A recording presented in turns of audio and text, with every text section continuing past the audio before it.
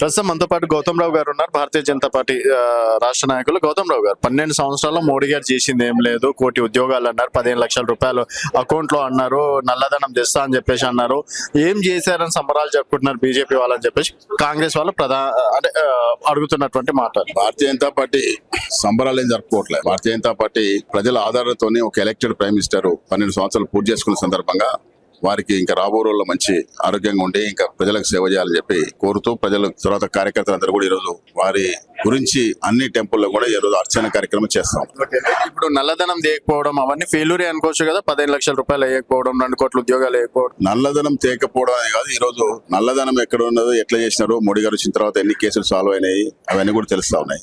ఈ రోజు అవినీతి అనేది లేకుండా పరిపాలన అయితే అందించినారో దేశంలో వారు మొదటి ప్రైమ్ మినిస్టర్. వారు వచ్చిన తర్వాత ఒక అవినీతి మచ్చకు లేదు. తర్వాత ఈ రోజు ఇన్కమ్ ట్యాక్స్ విషయంలో కానివ్వండి, తర్వాత అన్ని విషయాల్లో కానీ నల్లధనం ఎక్కడ కూడా ఈ రోజు ఒక్క కేసు కూడా బ్యాంకులు ఇంత ముందు లూట్ చేసినటువంటి పరిస్థితి ఉండింది. చాలా మంది బ్యాంకులు లూట్ చేసి కాంగ్రెస్ ప్రభుత్వంలో నల్లధనానిగా మార్చుకున్నారు. దాని అంతటి కూడా ఈ రోజు మోడీ గారు వచ్చిన తర్వాత ఎక్కడ కూడా అటువంటి పరిస్థితి లేదు. అంటే తెలంగాణకి మోదీ గారు ఏం చెయ్యట్లేదు అని చెప్పేసి రేవంత్ రెడ్డి గారు చాలా సందర్భాల్లో అంటున్నారు కదా. అంటే రాహుల్ గాంధీ నేను పీఎం ని చేస్తే అప్పుడు తెలంగాణకి న్యాయం జరుగుతుంది అని చెప్పేసి ఆయన కళ్ళగంటా ఉన్నాడు.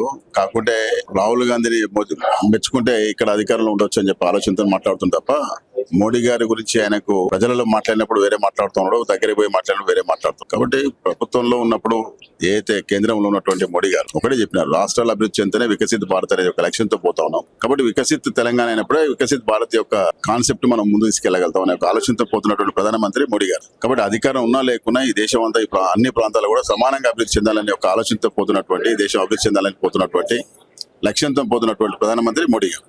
12 సంవత్సరాల ఓట్ చోరీ, ఇప్పుడు సీట్ల చోరీ కూడా చేస్తున్నారు అంటున్నారు.